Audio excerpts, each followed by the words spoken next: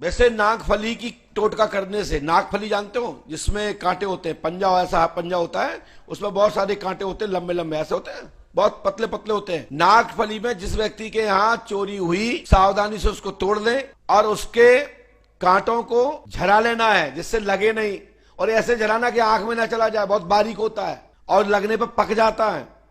तो सावधानी से 3 पत्ते वाला नागफली लेना है, और जिस व्यक्ति की जहां से चोरी हुई है और घर में जितने सदस्य होवे, जिसका सामान होवे, उसके लाल पेन से लिखे। जिन पे डाउट होवे उस पर दूसरे पत्ते पे लिखे कि इन पे डाउट है, पड़ोस में, गांव में, कहीं भी, ठीक है।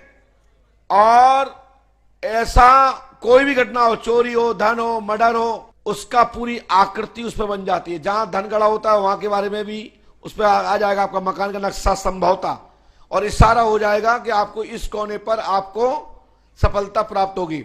और चोरी करने वाले व्यक्ति के चित्र बन जाता है उस पर, आप अच्छे से समझ सकते हो उसको। बाहरी है तो नहीं बनेगा, घर का है तो बनेगा, और घर के सब व्यक्ति पहचान लेंगे उसको कि ये चित्र बन गया।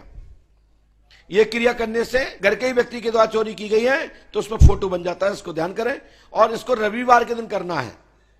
रविवार को सुबह सुबह उसमें जल चढ़ाएं, 1 घंटे बाद जाएं, प्रसाद चढ़ाएं, आगवती लगाएं, फिर उसके बाद आध घंटा वहां बैठ करके कामना बता करके उसको वहां से शाखा ले लें, उसके 3 पत्ती वाले, और फिर आराम से उसको कांटे को झरा लीजिए, किसी बच्चे को ना लग जाए, तोड़ने वाले को ना लग जाए, क्रिया करने वाले को ना लग जाए, इससे सावधानी रखना है।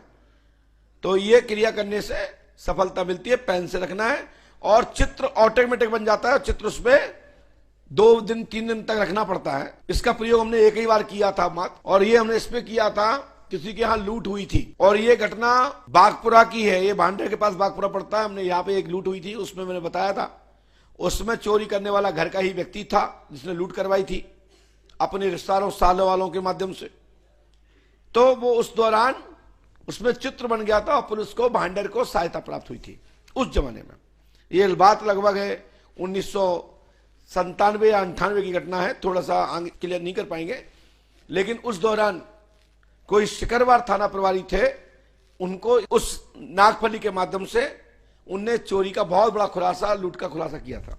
तो एक बार प्रयोग किया था और इसका सफल प्रयोग आया था। वैसे हमें बताना नहीं चाहिए क्योंकि ये पहले कई क्षेत्र के हमारे शासन प्रशासन के लोग हमसे पूछते रहे और उनकी मदद करते रहे, और उन्होंने बड़ा मान दिया और हमारे दरबार से भी हमेशा इसका सहयोग करते रहे। जैसे एक बार भांडर में एक बच्चा लापता हुआ था, लंबा समय होगा, ढूंढते रहे, 2-3 दिन बीत गया, पुलिस को बच्चा नहीं मिला। तो हमने कहा जाओ कुआं में, 3 दिन की बात है।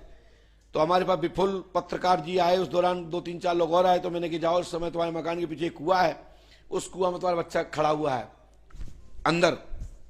जब गए झांक के देखा तो पानी नहीं हुआ करता, थोड़ा थोड़ा पानी होता था, गंदा कचड़ा चढ़ा करता था, और वो बच्चा, छोटा सा बच्चा 3 दिन से करीबन कुआं में था, ऐसा मुकेश गुप्ता जी बताया, मुझे थोड़ा स्मृति में नहीं था।